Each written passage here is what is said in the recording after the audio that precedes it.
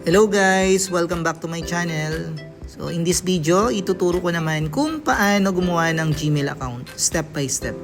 Madali lang ito kahit bago ka pa lang sa internet. Ano, tara? Step 1, buksan ang browser.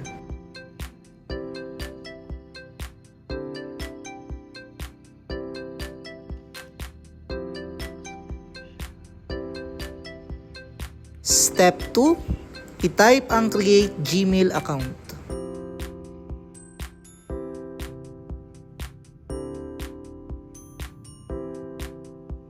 I-click mo ngayon ang create a Gmail account. At pagkatapos nyan, i-scroll mo lang, makikita mo ulit ang create an account.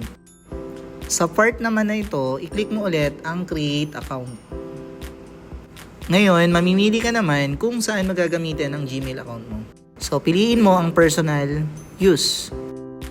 Step 3, ilagay ang inyong pangalan. Tapos, i-click ang next.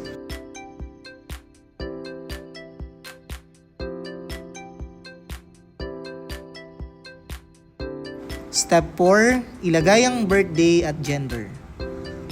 Tapos, i-click ulit ang next.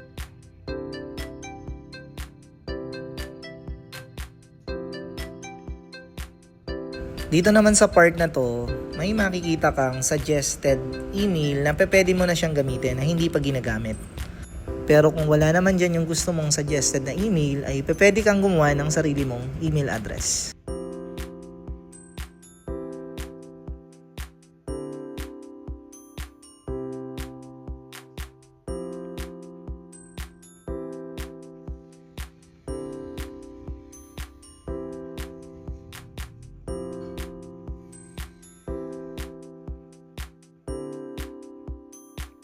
Mapapansin mo na yung ginawa kong email address ay meron ng may-ari.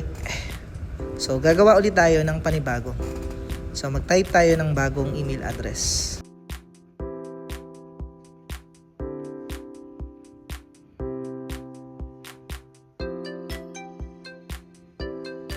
Step 5, gumawa ng matibay na password. Haluin ang mga letra, numero at simbolo. I-type ito ng 2 beses para ma-confirm, tapos i-click ang next.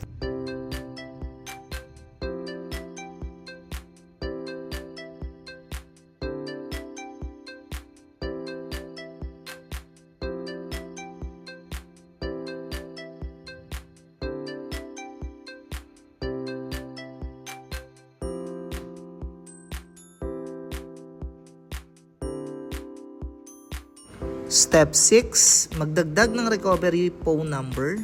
Maaaring humingi ang Google ng inyong numero para sa account recovery.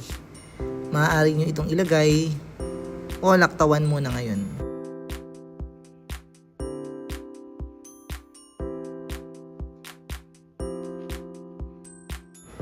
Step 7, basahin at sumang-ayon. Basahin ang privacy and terms ng Google. Mag-scroll pababa at i-click ang I agree. At ayan, tapos na ang iyong Gmail account. At kung nakatulong sa iyo yung video na to, huwag kalimutang mag-like and subscribe for more videos. Thank you.